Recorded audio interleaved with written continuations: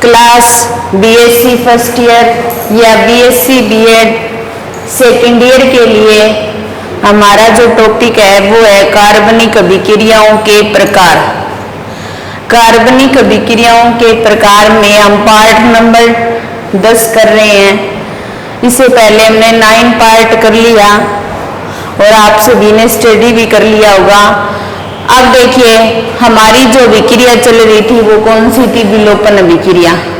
ऐसी अभिक्रिया जिसमें एक साथ दो अलग अलग परमाणु बाहर निकलते हैं और ये अभिक्रिया मुख्य रूप से एल्किल हैलाइड शो करता है। और एल्किल हैलाइड किस तरीके से शो करता है ये अभिक्रिया, और इस पर एक सेतजेफ का नियम भी लागू होता है, वो भी किया हमने। और इसके अलावा मैंने आपको ये भी बताया था कि जो विलोपन अभिक्रिया है इसको एल्कोहल भी एक छोटी सी रिएक्शन के रूप में शो करता है, और वो रिएक्शन है एल्कोहलों का निर्जलीकरण। एक नंबर तो हमने एल्किल हैलाइडों का भी हाइड्रोहैलोजनीकरण कर लिया था ना, और इसके अंदर दूसरा पार्ट आता है एल्कोहलों का निर्जलीकरण। एल्कोहलों का निर्जलीकरण। अब देखिए निर्जलीकरण के नाम से स्पष्ट हो रहा है कि इसके अंदर वाटर के जो मॉलिक्यूल हैं वो बाहर निकल रहे हैं। क्या हो रहा है? वाटर के मॉलिक्यूल बाहर निकल रहे हैं। निर्जलीकरण का मतलब होता है वाटर का बाहर निकलना। अब देखिए हमारे पास क्या है, ये एल्कोहल ले रहे हम CH3CH2OH। इसकी जो अभिक्रिया सांद्र H2SO4 की प्रेजेंस में करवाई जाती है, और सांद्र H2SO4 क्या करता है? एल्कोहल में प्रेजेंट जो वाटर होता है उसको बाहर निकालता है, क्योंकि ये कंसंट्रेट की फॉर्म में है और इसे क्या करना है? डाइल्यूट बनना है। तो ये क्या करेगा? एल्कोहल में से वाटर को खींचेगा। तो हमने एल्किल हैलाइड में क्या किया था? अल्फा कार्बन से हमने हैलोजन निकाला था, बीटा कार्बन से हाइड्रोजन निकाला था, ऐसा ही किया था। लेकिन यहाँ हमारे पास एल्किल हैलाइड ना होकर के क्या है? एल्कोहल है। और अब एल्कोहल में से अल्फा कार्बन से तो क्या निकालेंगे? OH, और बीटा कार्बन से हम क्या निकालेंगे? हाइड्रोजन। OH और ये H2O की फॉर्म में बाहर निकल जाएंगे, और यहाँ पर क्या बचेगा? CH2 डबल बॉन्ड CH2, और इसको क्या बोलेंगे? एल्कीन। और साथ में H2O बाहर निकल गया और एल्कीन का निर्माण हो गया। तो अब देखिए मैंने ये भी बताया था आपको कि विलोपन अभिक्रिया जो होती है वो योगात्मक अभिक्रिया के विपरीत होती है। तो योगात्मक अभिक्रिया में हम एडिशन करवा रहे थे, लेकिन यहाँ पर हम क्या करवा रहे हैं? कोई न कोई ग्रुप बाहर निकाल रहे हैं। बाहर निकाल रहे हैं तो इसका मतलब दो अलग अलग परमाणु बाहर निकाल रहे हैं, तो क्या हो रहा है? विलोपन हो रहा है। विलोपन हो रहा है। साथ में योगात्मक अभिक्रिया में हमने ये भी कहा था कि जो डबल बॉन्ड वाले कंपाउंड है वो रिएक्शन को शो करते हैं और सिंगल बॉन्ड में चेंज होते हैं। लेकिन विलोपन अभिक्रिया में हमने ये बात की थी कि सिंगल बॉन्ड वाले कंपाउंड रिएक्शन को शो करेंगे और चेंज किस में हो जाएंगे? डबल बॉन्ड में। तो हमने यहाँ पर दो रिएक्शन का एग्जाम्पल लिया है।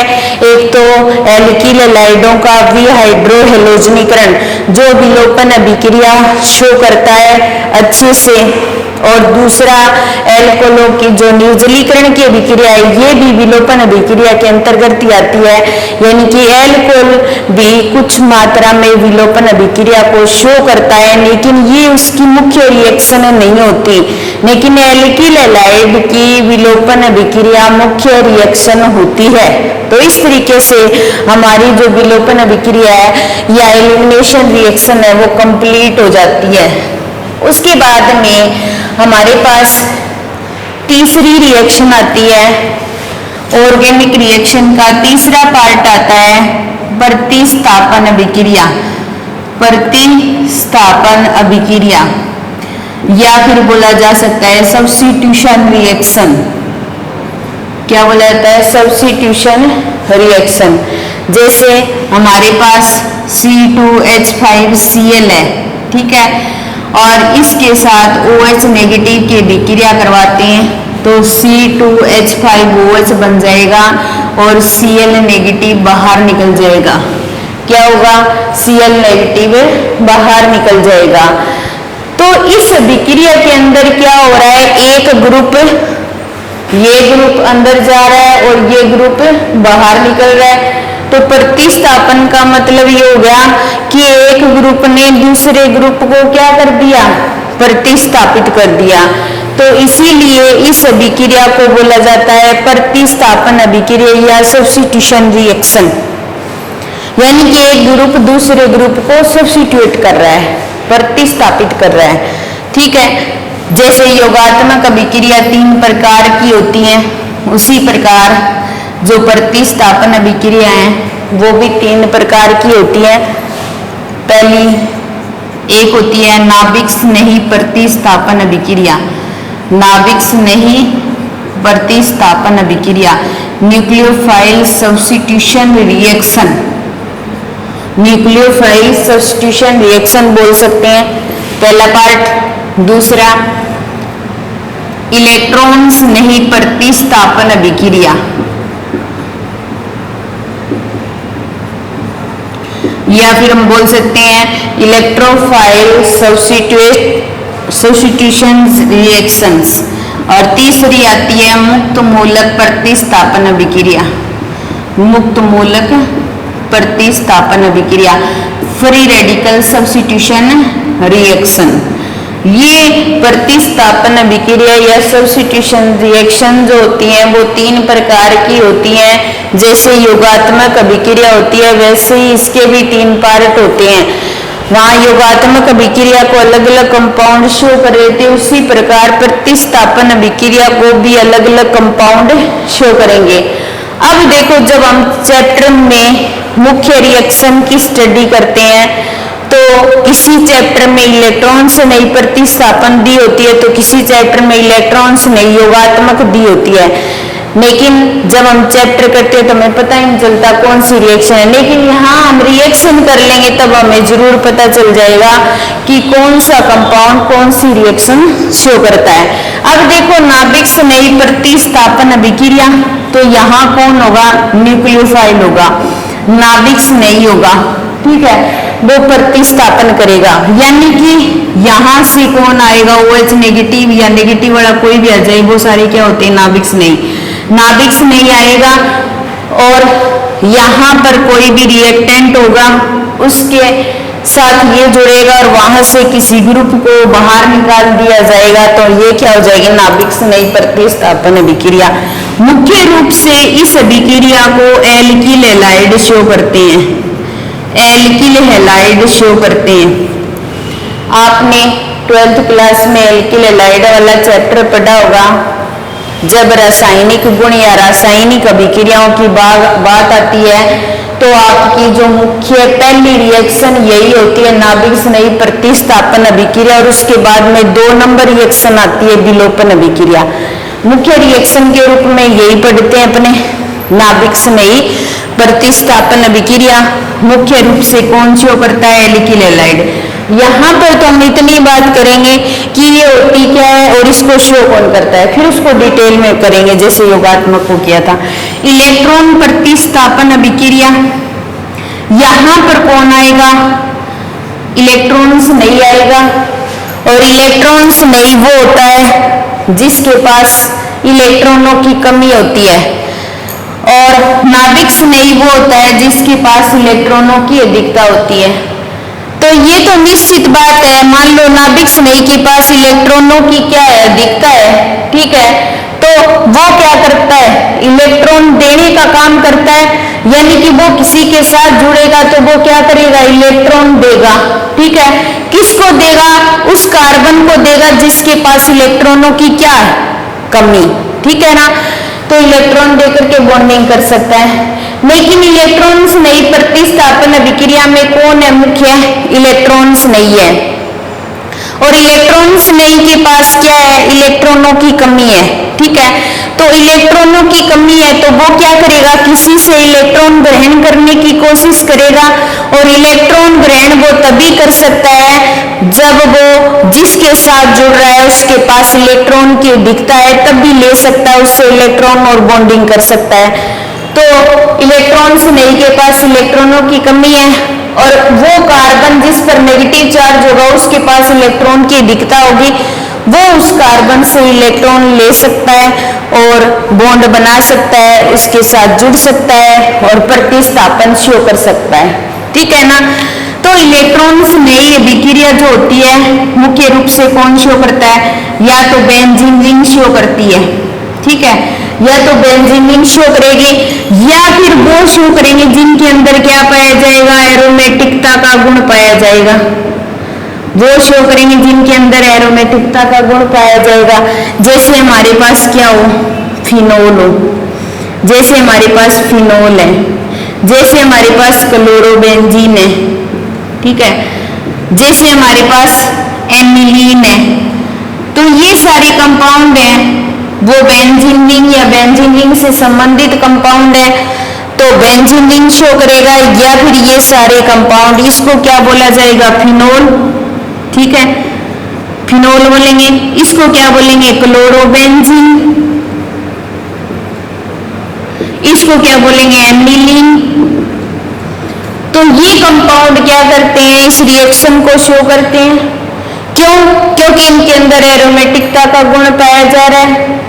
तब आप मान लो फिनोल पढ़ो, फिनोल वाला चैप्टर आपने 12th क्लास में पढ़ा होगा, तो फिनोल वाले चैप्टर पढ़ोगे तो वहां पर आपकी मुख्य रिएक्शन इलेक्ट्रॉन स्नेही प्रतिस्थापन अभिक्रिया ही होगी, वहां नाभिक स्नेही प्रतिस्थापन अभिक्रिया को नहीं लिखा जाएगा।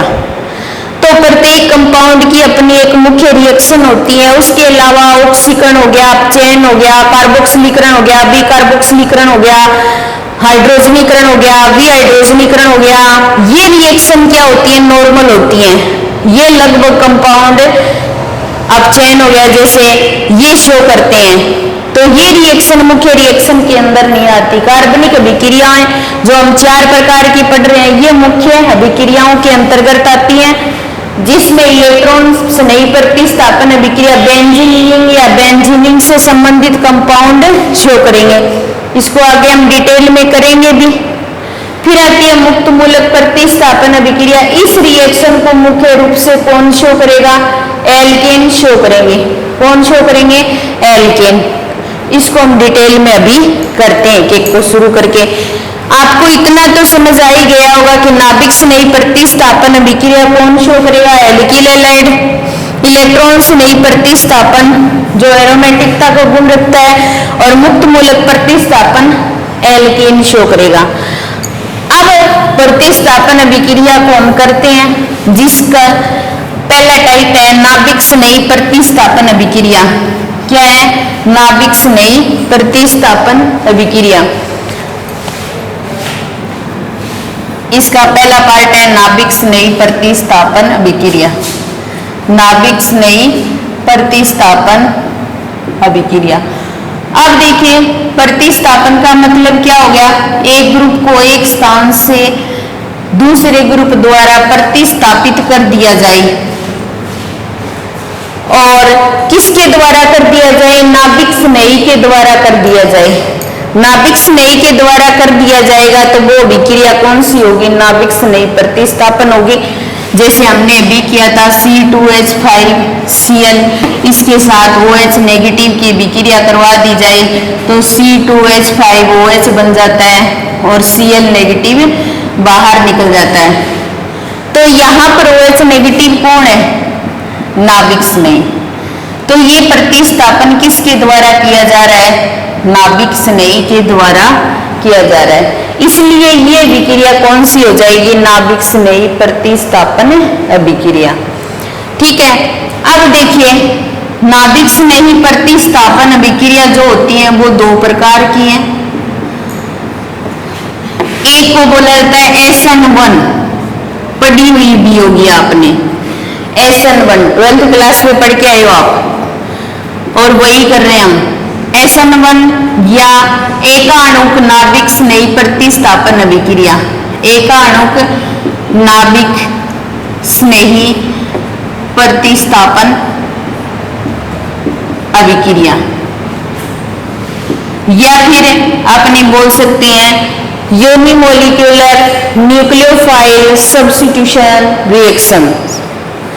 और दूसरी आती है SN2, कौन सी आती है SN2, इसको ऐसे लिख सकते हैं हम, या फिर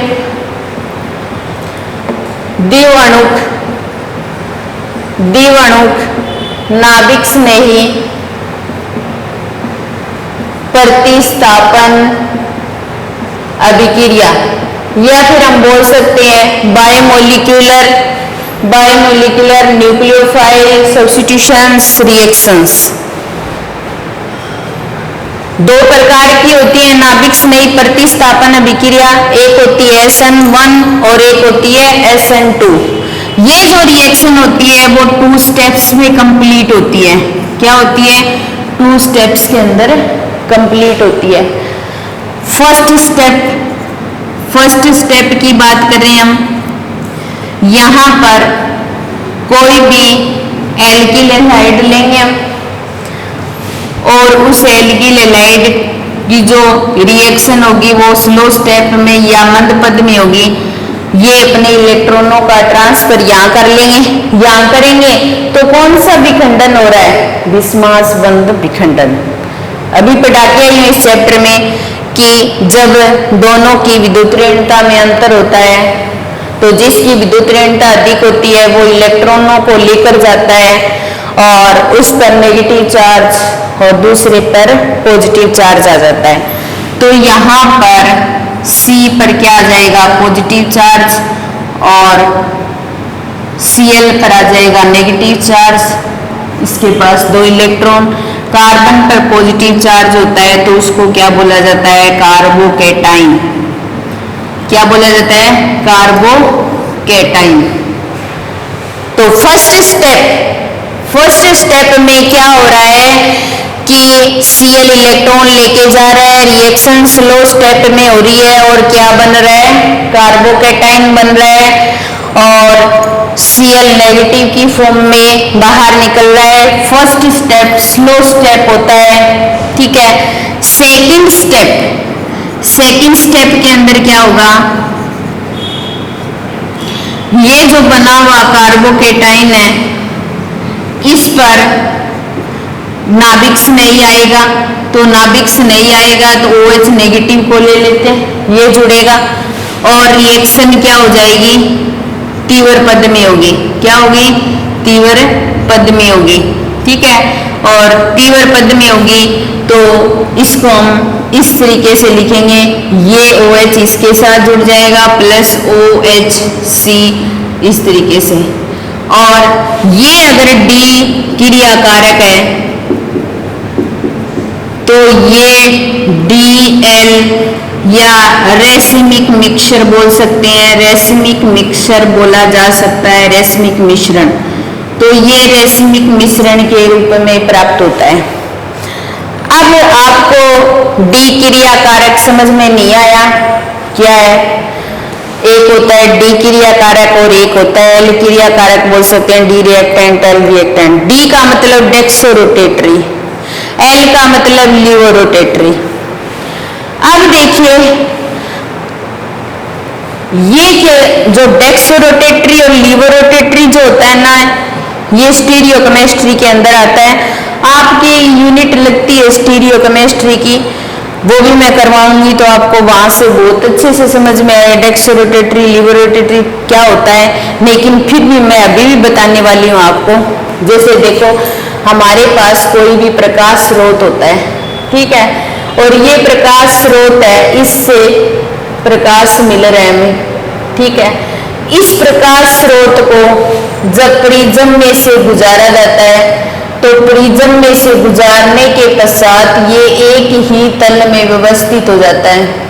क्या होता है? एक ही तल में व्यवस्थित हो जाता है, ठीक है। एक ही तल में व्यवस्थित हो जाता है तो इसका मतलब ये प्रकाश कौन सा होता है? समतल ध्रुवित प्रकाश। क्या होता है, समतल ध्रुवित प्रकाश।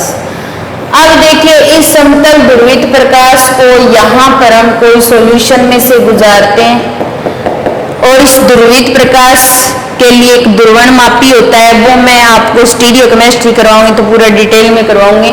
एक बार हमें ये समझना है कि डी क्या होता है और एल क्या होता है। इस सॉल्यूशन में से गुजारते हैं अपने, और इस सॉल्यूशन में से गुजारने के पश्चात ये प्रकाश क्या होता है, या तो इस तरीके से व्यवस्थित हो जाता है, ठीक है, यानी कि घड़ी की दिशा में घूम गया, या इसको क्या बोलेंगे क्लॉकवाइज, या बोलेंगे दक्षिणी ध्रुवण घूर्णक, क्या बोलेंगे दक्षिणी ध्रुवण घूर्णक, ठीक है, या फिर इसको बोला जाता है डेक्सोरोटेटरी, क्या बोला जाता है डेक्सोरोटेटरी, इसीलिए इसको डी बोला जाता है। और दूसरा ये होता है कि ये प्रकाश ऐसे घूम जाए, इस तरीके से ऐसे घूम गया तो घड़ी की विपरीत दिशा में घूम गया, और इसको क्या बोलेंगे एंटी क्लॉकवाइज, क्या बोलेंगे एंटी क्लॉकवाइज, ठीक है, या फिर बोलेंगे वाम ध्रुवण घूर्णक, क्या बोलेंगे वाम ध्रुवण घूर्णक, या फिर इसको बोलेंगे रिवो रोटेटरी, क्या बोलेंगे लीवो रोटेटरी। तो ये दोनों एक दूसरे के दर्पण प्रतिबिंब भी हो सकते हैं, डी और यहाँ पर एल के रूप में शो किया जाता है। तो अब आपको डी और एल के बारे में पता चल गया होगा। तो अब हम SN1 रिएक्शन पर आ जाते हैं वापस। इसी को हम पूरे डिटेल में स्टीरियो केमिस्ट्री वाले चैप्टर के अंदर पढ़ेंगे। अब हम यहाँ आ जाते हैं वापस डी क्रिया कारक, क्या है डी क्रिया कारक। अब हमने यहाँ पर डी क्रिया कारक ले या एल क्रिया कारक। पहली बात तो ये है कि SN1 रिएक्शन के अंदर यहाँ हम डी क्रिया कारक लें चाहे एल क्रिया कारक लें, यहाँ पर हमें दोनों प्राप्त होंगे। डी और एल का 50-50% प्राप्त होगा हमें, 50-50%, और जिसको बोला जाएगा रेसमिक मिक्सचर। क्या बोला जाएगा रेसमिक मिक्सचर। जब स्टीरियो केमिस्ट्री वाला चैप्टर पढ़ेंगे तो हम डेक्सोरोटेटरी, लीवोरोटेटरी, रेसमिक मिक्सचर और मीजो कंपाउंड, चार चीजों की बात करेंगे। ये चार ही होती हैं, और डी और एल एक दूसरे के दर्पण प्रतिबिंब रूप भी होते हैं। तो यहाँ पर हमेशा ही क्या बनेगा रेसमिक मिक्सचर बनेगा।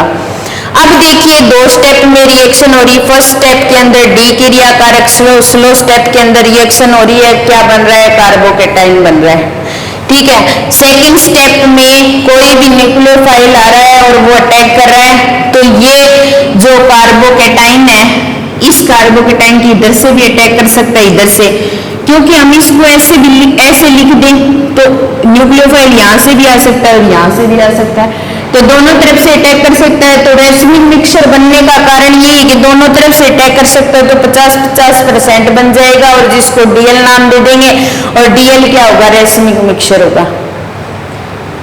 इतनी बात तो ये आई कि ये दो स्टेप में कंप्लीट होती है, कैसे होती है। अब बात ये आती है कि इसको एकाणुक नाभिक स्नेह प्रतिस्थापन अभिक्रिया ही क्यों कहते हैं, होती तो दो स्टेप में है। अब देखो हम अभिक्रिया वेग की फॉर्म में लिखते हैं इसकी अभिक्रिया कोटि को, यहाँ पर वो लिखा जाता है जो मंद स्टेप में हो रहा है। मंद स्टेप में एक ही क्रिया कारक भाग ले रहा है, तो फर्स्ट क्रिया कारक भाग ले रहा है, तो इसकी अभिक्रिया कोटि कितनी आएगी, कितनी आ जाएगी, फर्स्ट आ जाएगी, फर्स्ट ऑर्डर रिएक्शंस, ठीक है ना। तो इसीलिए इस अभिक्रिया को एकाणुक नाभिक स्नेह प्रतिस्थापन अभिक्रिया कहा जा सकता है।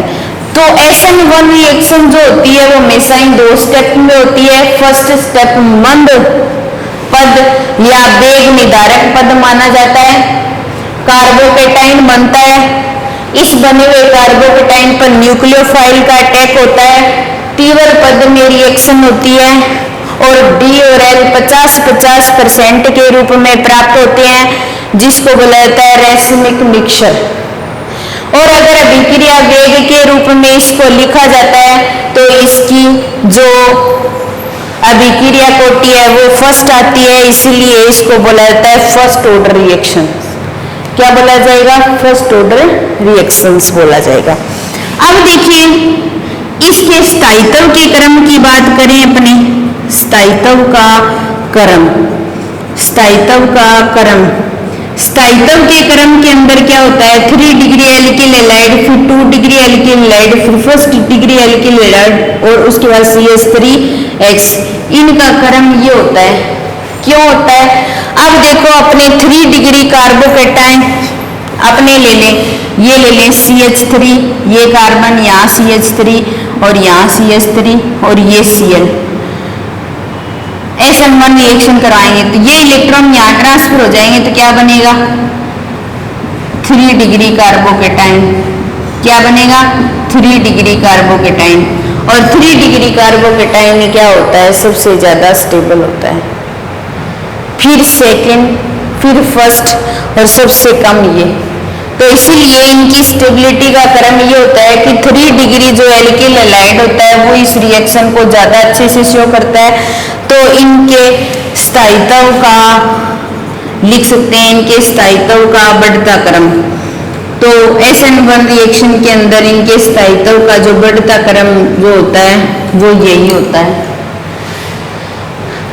मुख्य रूप से बात ये होती है कि ऑर्डर निकालने के लिए या अभिक्रिया कोटि निकालने के लिए कोई रिएक्शन एक से ज्यादा स्टेप में होती है तो हमें ये देखना पड़ता है कि उन 2-3 रिएक्शन के अंदर जो रिएक्शन हो रही है वो स्लो स्टेप वाली हो रही है, उसके अंदर कितने रिएक्टेंट भाग लेते हैं वो ही उस रिएक्शन की अभिक्रिया कोटि हो जाती है। अभिक्रिया कोटि फर्स्ट आती है, इसलिए इसको एकाणुक नाभिक स्नेही प्रतिस्थापन अभिक्रिया या SN1 रिएक्शन कहा जाता है। 2 स्टेप में कंप्लीट होती है।